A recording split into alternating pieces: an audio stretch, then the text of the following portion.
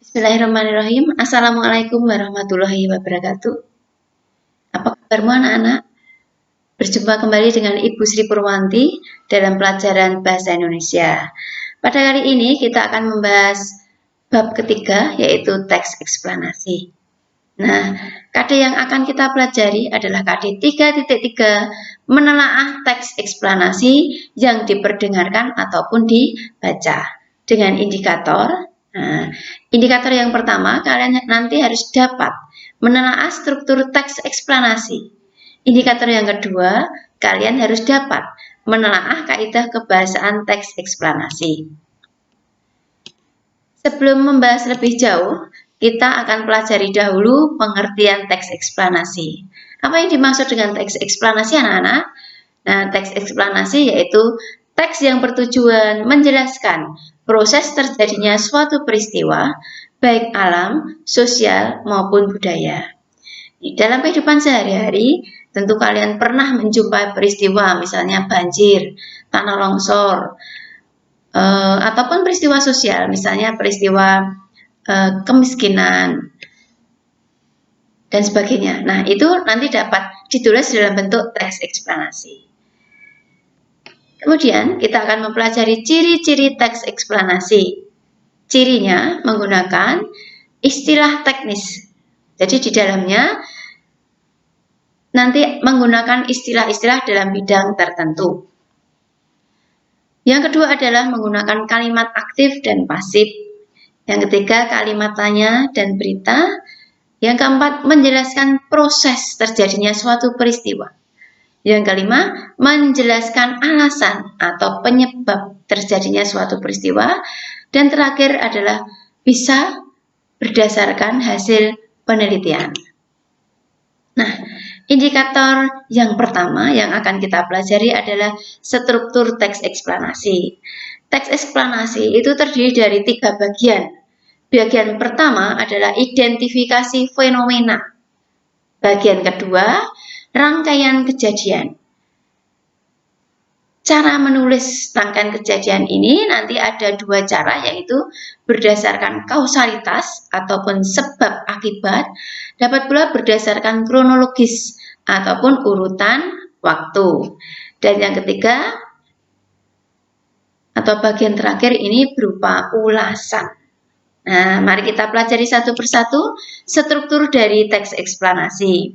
Bagian pertama, identifikasi fenomena. Nah, identifikasi fenomena itu merupakan bagian awal tentang fenomena yang akan dibahas.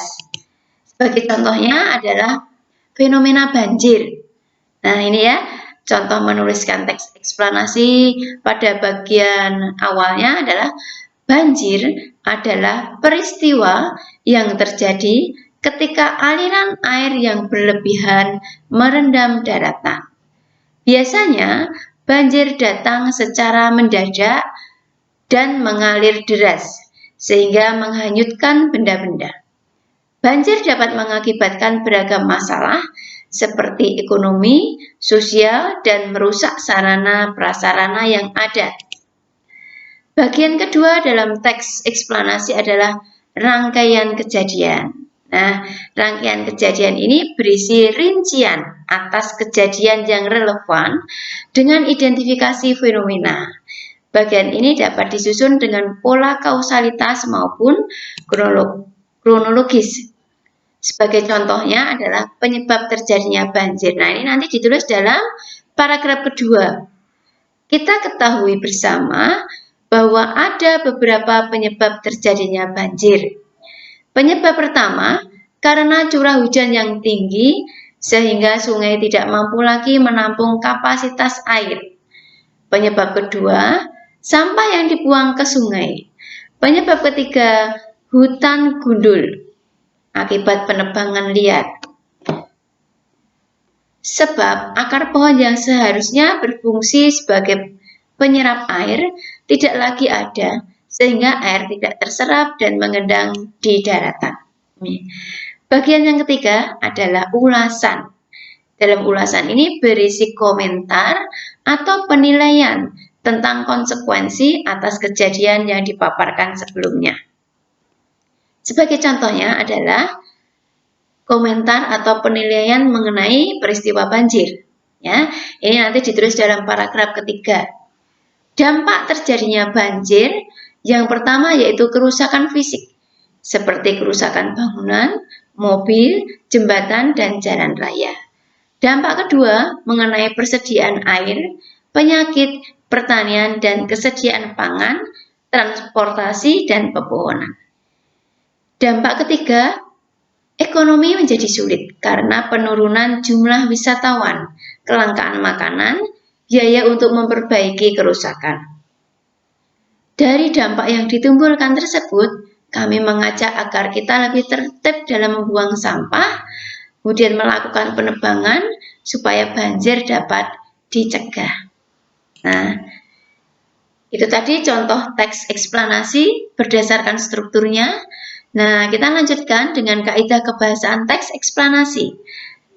Ada 4 kaidah kebahasaan yang kita pelajari. Yang pertama kata teknis, yang kedua konjungsi kausalitas, yang ketiga konjungsi kronologis, dan kata benda jenis fenomena.